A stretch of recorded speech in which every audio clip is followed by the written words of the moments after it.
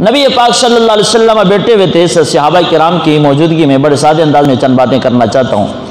آقا علیہ السلام نے صحابہ کرام کو فرمایا، میرے صحابہ، اللہ وحدہ لا شریک نے 360 عادتیں ایسی بنائی ہیں حضرت انسان کے لیے، فرمایا 360 عادتوں میں سے جس بندے کے پاس ایک اللہ جس کے ساتھ بھلائی کا ارادہ چاہتا ہے نا اپنے کسی بندے سے، تو ان 360 خصلتوں میں سے جو نیکی کرنے کی خصلتیں ہیں، اچھائی کی خصلتیں ہیں، فرمایا 360 میں سے ایک خصلت اللہ اپنے بندے میں ڈال دیتا ہے جس کے بدلے اللہ اسے جنت عطا فرما دیتا ہے۔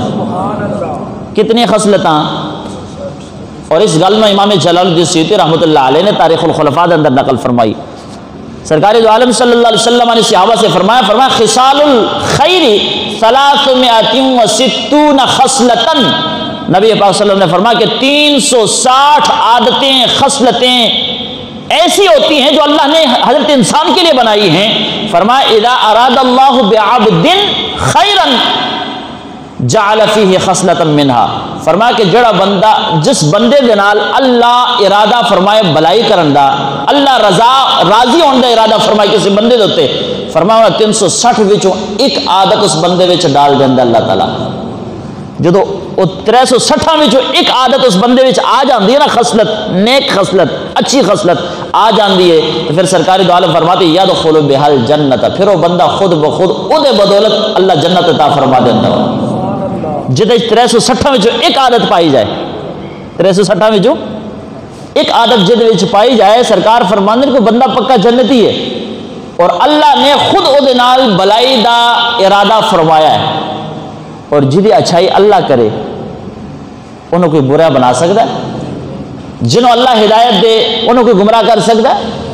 جس کی بھلائی رب چاہے، کائنات کا کوئی بھی طاقت، کائنات کی کوئی بھی طاقت اس کو جناب والا بے راروی کا شکار نہیں کر سکتی اور اس کو اس خیر سے روک نہیں سکتی۔ تو سرکار فرماتے 360 عادتیں انسان کے لیے اللہ نے بنائی، ان 360 ساریاں نہیں، انہاں وچ کوئی ایک عادت بندہ کسی ایک بندے دے وچ اللہ پا دیندا ہے، تو پھر اودی بدولت انہوں نیک عادتاں پہ جاندیاں تو پھر جنتی بن جاندا ہے۔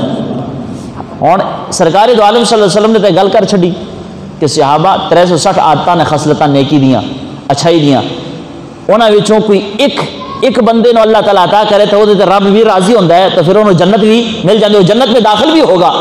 سرکار دو عالم صلی اللہ علیہ وسلم کے صحابہ موجود تھے، انہوں میں سے حضرت ابوبکر صدیق بھی موجود تھے۔ آپ کھڑے ہوئے عرض کرنے لگے آقا حضور دسو تو صحیح پھر سرکار میرے وچ انہاں 360 وچوں کوئی ایک عادت میرے وچ پائی جاندی کہ نہیں پائی جاندی؟ سبحان اللہ دی آواز۔ عرض کرنے لگے آقا حضور وہ جو 360 خصلتیں ہیں نیکی کی، اور آپ فرماتے ہو کہ اللہ کسی بندے پہ بھلائی کا ارادہ کرے تو 360 میں سے ایک دیتا ہے، حضور گزارش ہے کہ انہوں 360 وچ کوئی میرے وچ پائی جاندی کہ نہیں پائی جاندی؟ اب میرے آقا علیہ السلام کا جملہ سنیں گے۔